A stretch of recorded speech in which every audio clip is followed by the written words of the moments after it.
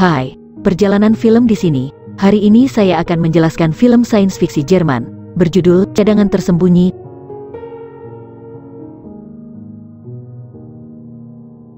Dalam waktu dekat, sebuah masyarakat distopian muncul di Vienna, Austria. 82% penduduk Vienna hidup di bawah garis kemiskinan dan hanya 1% dari populasi. Kemakmuran dan kekayaan terus meningkat. Karena lebih dari 2/3 populasi berada di bawah hutang dan tak tahu bagaimana membayarnya, sebuah perusahaan asuransi menciptakan sistem baru. Setelah kematian, warga yang berhutang dihidupkan kembali dan disimpan dalam keadaan senja buatan. Tubuh tak bernyawa mereka digunakan untuk beberapa tujuan, sebagai kompensasi dari hutang yang telah mereka kumpulkan sepanjang hidup mereka. Sumber daya mental dan fisik mayat digunakan untuk tujuan seperti menyimpan suku cadang tubuh manusia atau menggunakan otak mereka untuk menyimpan informasi. Mayat wanita muda kebanyakan sering digunakan sebagai mesin bersalin. Hanya orang yang memiliki asuransi kematian yang dapat menghindari nasib digunakan setelah kematian. Namun, asuransi itu sangat mahal sehingga hanya beberapa orang kaya yang mampu membelinya. Protagonis dari film ini adalah seorang pria bernama Vincent Baumann. Dia adalah agen asuransi di bidang penjualan asuransi kematian. Vincent adalah salah satu orang kaya yang meyakinkan orang kaya lainnya untuk mendapatkan asuransi kematian dari perusahaan mereka. Di awal film, dia pergi bekerja untuk pertemuan penting dengan klien potensial. Di tempat lain di kota, seorang wanita tua meninggal, tetapi keluarganya tidak mau menyerahkan tubuhnya kepada penagih utang. Oleh karena itu, mereka memasukkannya ke dalam kantong mayat plastik yang disedot untuk mengirimnya ke tempat lain. Namun, rencana mereka gagal ketika seseorang memberitahu tentara tentang wanita yang meninggal dan mereka ditangkap karena perbuatan mereka. Mereka membawa tubuh wanita itu keluar dari tas dan dengan cepat memulai proses kebangkitan untuk menjaga tubuhnya dalam keadaan vegetatif untuk digunakan di masa mendatang. Kembali ke perusahaan asuransi, Vincent berlatih membujuk klien sebelum rapat. Dia berencana untuk menunjukkan kepada klien video seorang wanita yang direkrut. Di samping video pemakaman normal yang akan diberikan kepada orang-orang dengan asuransi kematian, menurutnya, perbandingan berdampingan pasti akan memberinya kesepakatan. Di tempat lain, seorang gadis bernama Lisa Sokuloa memakai wig pirang dan menyamar sebagai orang lain. Dia adalah seorang aktivis yang menentang sistem penagihan utang saat ini bersama dengan rekan-rekan aktivisnya yang telah membentuk kelompok yang disebut masyarakat paralel. Tujuan utama mereka adalah untuk mematikan kam-kam pendukung kehidupan di mana mayat-mayat yang dicadangkan disimpan dengan serangan, tapi mereka masih memiliki jalan panjang untuk mencapai tujuan mereka. Pria yang ditangkap kemarin karena mencoba melakukan pemakaman wanita tua itu juga anggota kelompok mereka. Lisa dan rekannya Frey mendiskusikan cara untuk mengeluarkan mereka dari penjara sehingga mereka tidak memberitahu polisi tentang organisasi mereka. Frey mengklaim bahwa tidak ada cara untuk mengambilnya kembali tanpa ide yang benar yang tidak mereka miliki. Tetapi Lisa memiliki koneksi yang dapat dia ajak bicara dan mengatur ide dalam sehari. Pada malam hari, dia pergi ke pesta untuk menemui sumbernya bernama Philip yang memberinya kartu identitas tingkat 2. Philip juga seorang pekerja penjualan asuransi yang menjual informasi rahasia demi uang. Lisa menuntut kartu level 3 karena misi mengharuskan mereka untuk mendapatkan akses ke kantor rahasia. Philip ragu-ragu, tetapi setuju untuk mendapatkan kartu itu dalam 2 hari. Vincent memiliki cara unik untuk membujuk klien potensial. Dia meneliti setiap aspek kehidupan mereka sebelum pertemuan dan menggunakannya untuk meyakinkan klien. Kali ini, dia telah menghafal lagu favorit seorang wanita tua dan ketakutannya. Dia saat ini berdansa dengannya di lagu tersebut sambil memberitahu dia tentang kemungkinan risiko jika dia tidak mendapatkan asuransi kematian. Rencananya berhasil dan dia menyelesaikan kesepakatan. Dia bertemu rekannya Dietrich keesokan harinya di tempat kerja. Wanita tua itu sebenarnya adalah klien Dietrich yang tidak bisa dia bujuk. Dia meminta Vincent untuk mengambil lagi salah satu kliennya, Vladimir Sokolov, karena dia tidak mungkin dibujuk. Vladimir Sokolov adalah ayah kaya Lisa. Sementara itu, Lisa dan komunitas paralel berusaha mencari cara untuk menyerang bangsal geriatri tempat semua orang mati disimpan. Mereka berencana untuk menghancurkannya dan membiarkan mayat yang dihidupkan kembali mati dengan tenang. Bos Vincent Dianadon dan Dewan Perusahaan mewawancarainya untuk mendapatkan promosi potensial. Dia diminta untuk membuat ayah Lisa, Vladimir, mendapatkan asuransi kematian jika dia ingin dipromosikan. Ketika dia kembali bekerja keesokan paginya, dia melihat bahwa temannya Dietrich telah digantikan dengan Philip. Karena Dietrich tidak dapat menghasilkan sebagian besar penjualan, itu tidak mengejutkan Vincent. Di klub, Lisa dan Frey menunggu Philip datang dengan kartu identitas tetapi dia tidak pernah melakukannya. Dia pergi untuk memeriksa rumahnya tetapi ternyata setelah Philip dipromosikan, apartemen lamanya pergi ke Dietrich dan istrinya. Lisa dan Frey percaya bahwa Philip mungkin telah menjualnya ke perusahaan asuransi. Lisa lega karena dia tidak memberitahu Philip tentang rencana mereka untuk menyerang bangsal geriatri.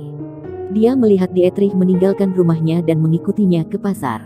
Dia pergi ke kantor perusahaan asuransi dan mentransfer asuransi kematiannya kepada anaknya yang belum lahir.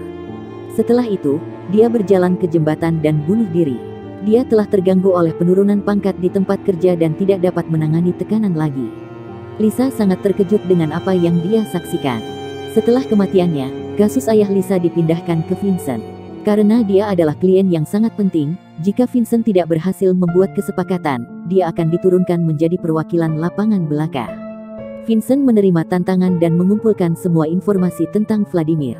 Secara alami, dia juga harus belajar tentang Lisa untuk mendekati ayahnya dengan baik. Dia pergi menemui Vladimir sesuai dengan janji mereka dan kebetulan bertemu Lisa di jalan.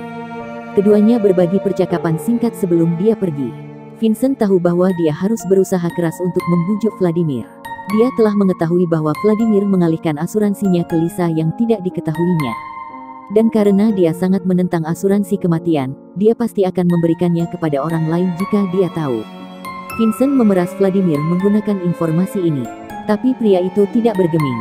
Karena itu Vincent kehilangan posisinya saat ini dalam pekerjaannya. Diana mengangkatnya sebagai perwakilan lapangan dengan tujuan utamanya menangkap para aktivis yang menentang perusahaan asuransi. Dia juga menempatkan dia pada Lisa sehingga dia dapat membujuk ayahnya untuk mengambil polis asuransi kematian. Apartemen Vincent saat ini diambil dan dia harus pindah ke distrik satelit dan kontainer yang mengelilingi Lina. Kamar barunya kecil dan berdebu, sesuatu yang tidak biasa dia lakukan. Setelah meneliti kehidupan Lisa, dia menemukan dia bernyanyi di sebuah pub dan pergi menemuinya. Mereka mengobrol sebentar setelah itu, Lisa kembali ke ruang ganti. Yang mengejutkannya, salah satu temannya yang telah ditangkap, Chris, telah melarikan diri dan kembali kepada mereka. Dia terluka parah dan tidak akan bertahan hidup tanpa bantuan medis yang tepat. Keesokan harinya, Vincent kembali ke klub mengklaim bahwa dia ingin mendengarnya bernyanyi lagi.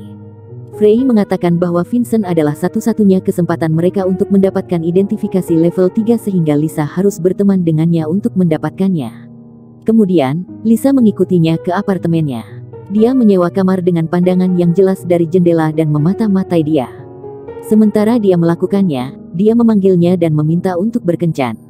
Vincent curiga dengan lamaran yang tiba-tiba tetapi karena dia harus menggunakan dia untuk menemui ayahnya, dia menerima untuk pergi. Untuk memanipulasinya, dia mengungkapkan bahwa ayahnya telah mentransfer asuransi kepadanya. Keesokan harinya, Lisa bertemu Chris yang berada di ambang kematian. Dia memohon padanya untuk tidak membiarkan dia pergi ke bangsal geriatri. Lisa dengan cepat bergegas ke perusahaan asuransi dan mentransfer asuransinya ke Cheers. Dia meninggal tak lama setelah itu tetapi polisi meninggalkannya karena asuransi. Keesokan harinya di tempat kerja, Vincent diberitahu bahwa ayah Lisa, Vladimir, telah mengalami kecelakaan dan terluka parah. Jelas baginya bahwa kecelakaan itu adalah rencana perusahaan untuk mengambil alih kekayaan Vladimir, tapi dia tidak punya dasar untuk membuktikan klaim itu.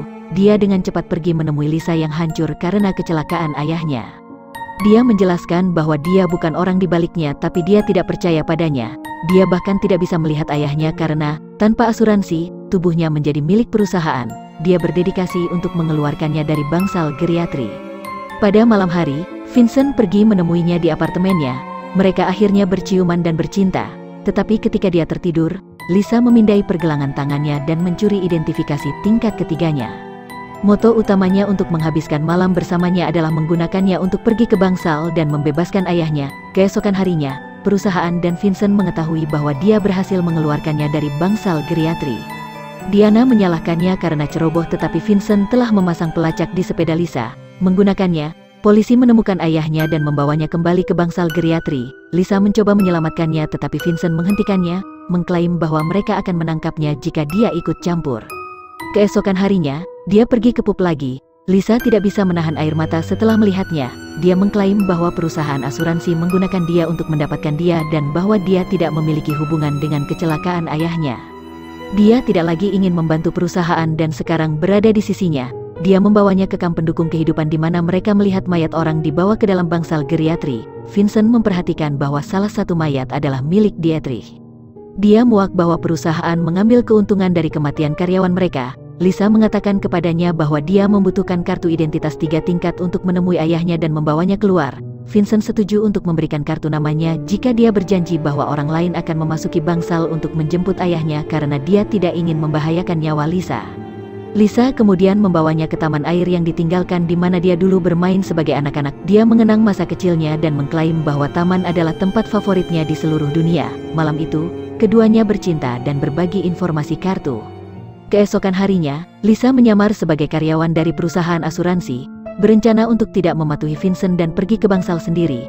Dia dan yang lainnya dari masyarakat paralel menyusun rencana rumit untuk melumpuhkan bangsal geriatri dari dalam dengan elektromagnet. Lisa memasuki tempat itu tanpa kesulitan. Vincent mengetahui hal ini dan mengikutinya dari belakang. Semuanya berjalan sesuai rencana, tetapi ketika Lisa akan menyerang, Philip tiba-tiba menghentikannya. Ternyata tugasnya sejak awal adalah mencari tahu tentang rencana masyarakat paralel dan menghentikannya. Di luar, Frey juga ditangkap. Lisa dibawa ke ayahnya ketika Vincent tiba-tiba menyerang penjaga dalam upaya untuk membantunya. Namun, sebelum dia bisa melarikan diri, dia ditembak oleh Phillips. Dia terlatih-tatih menuju Vincent yang terkejut dan meninggal di depan matanya. Phillips mengangkat senjatanya untuk menembaknya juga tapi berhenti. Ketika Vincent membuka matanya lagi, Diana ada di depannya.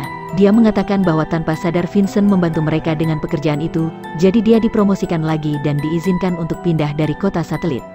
Dia kemudian bangkit dan menyelinap ke bangsal geriatri untuk mencari Lisa. Dia menemukannya dengan ibu pengganti, di mana dia secara artifisial tetap hidup untuk dihamili nanti.